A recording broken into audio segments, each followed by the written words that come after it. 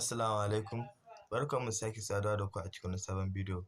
Ga wani website ma shi ma wanda idan kuka yi mining za a biya ku, kuma zan nuna muku hanyoyin da mutum zai bi ya tara wannan point ɗin shi wanda zai converting ɗin shi zuwa dala kai tsaye. Ba da ɓata lokaci ba mu shiga da ku cikin bidiyon. Idan ba ku manta ba jiya na muku bidiyo akan wani irin wannan, to wannan daban ne. Shi wancan guda 2000 ne ake samun point ɗin shi mutum zai guda 2000 idan mutum ya samu coin nasu guda 2000 zai converting ɗin shi zuwa dala ɗaya. Shi kuma wani idan kai ka samu coin ɗinsu guda 10,000 za ka yi converting ɗin shi zuwa dala ɗaya shi ma da bambanci, amma shi wannan ya fi saurin tara point.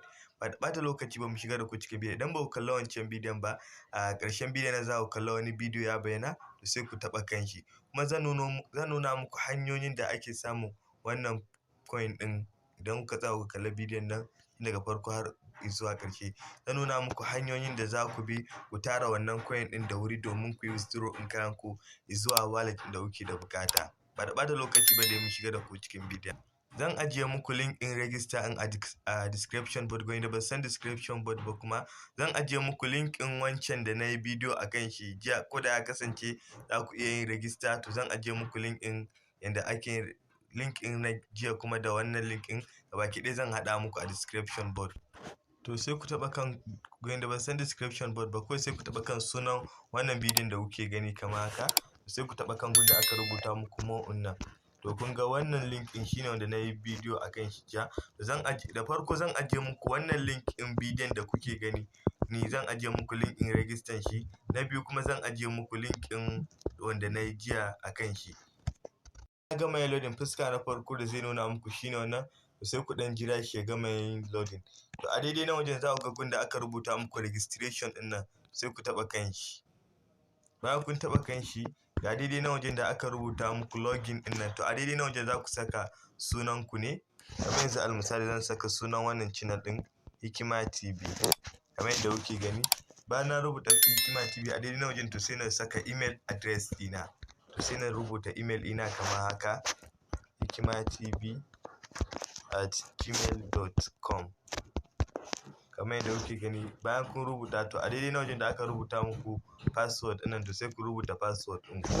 Kamar yanzu shi ma zan rubuta Hikima TV, sai na saka guda 2. Kowanne ina muku misali ne. To gunda aka ce muku number ɗin nan, to sai ku lura nan wajen wani number da wani number suka ba ku, sai ku taɓa kan shi ma. Sai ku rubuta wannan number ɗin da suka ba ku kamar haka, 69, kamar yadda kuke gani 4769. Sai ku taɓa kan wajen da aka rubuta muku create account nan.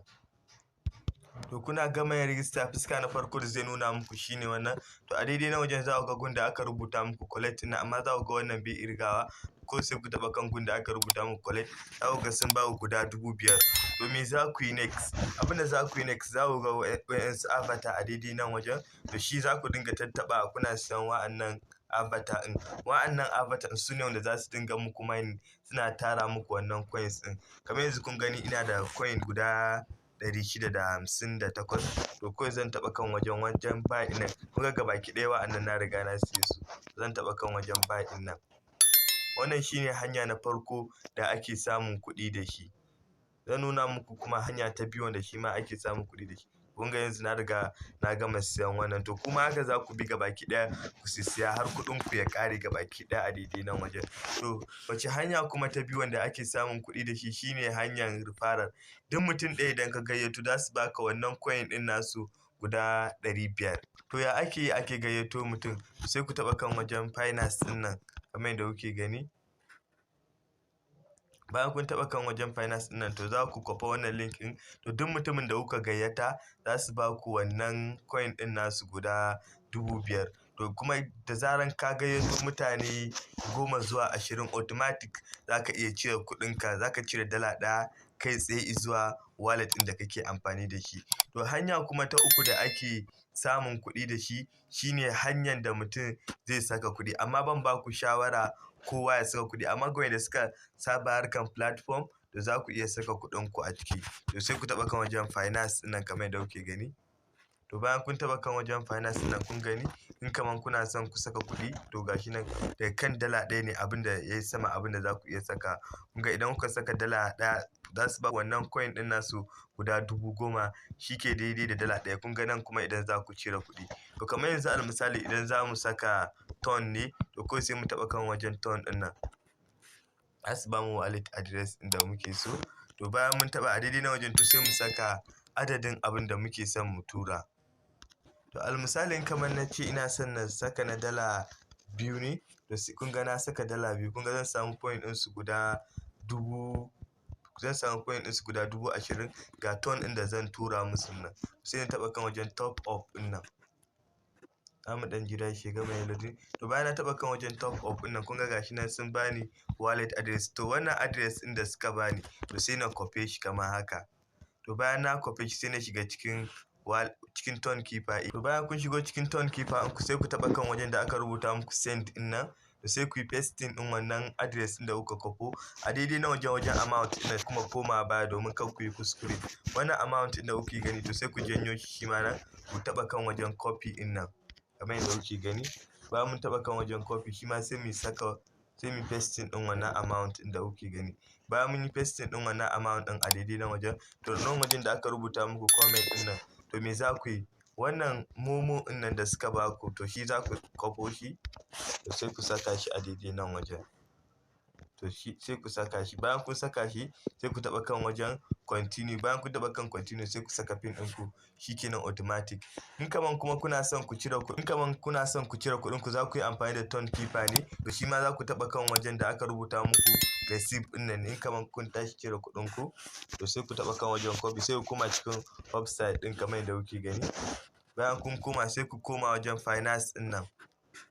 Bayan kun zo to sai ku taɓa kan wajen kun gani za ku iya cire ton TRX ga su nan dai gabaki ɗaya a daidai na wajen wanda kuke so to sai ku taɓa kan shi. Yanzu zan taɓa kan wajen ton ɗin nan ne.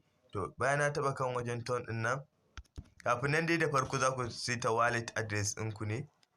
Bayan kun saita wallet address ɗinku to sai ku taɓa kan wajen ton ɗin nan kamar yadda kuke gani. Sai na yi pasting ɗin wannan wallet address ɗin sai na zo wajen save ɗin nan kamar yadda kuke gani. To sai na taɓa kan close ɗin nan kamar yadda kuke gani. Sai na taɓa kan wajen finance still dai. Bayan na taɓa kan wajen finance sai na taɓa kan wajen ton ɗin nan. Da daman na faɗa muku minimum withdraw shine dala wannan point ɗinsu guda 10,000 nan kawai sai na taɓa kan wajen withdraw wannan payout nan to da zarar na taɓa kan nan wajen za ku ga idan ma yana yin pending a daidai nan wajen za ku gan shi. A taƙaice duka nan muka kawo ƙarshen bidiyon nan. Kar ku manta idan wannan ne zai tafi wannan channel ɗin na farko ina son ku danna min alamar subscribe ku yi like ku yi share domin 'yan uwa da abokan arziki su gani su amfana. Saboda a wannan channel ɗin muna kawo update akan yadda ake samun kuɗi online da update akan technology. Sai mu haɗu da ku a next video. Peace.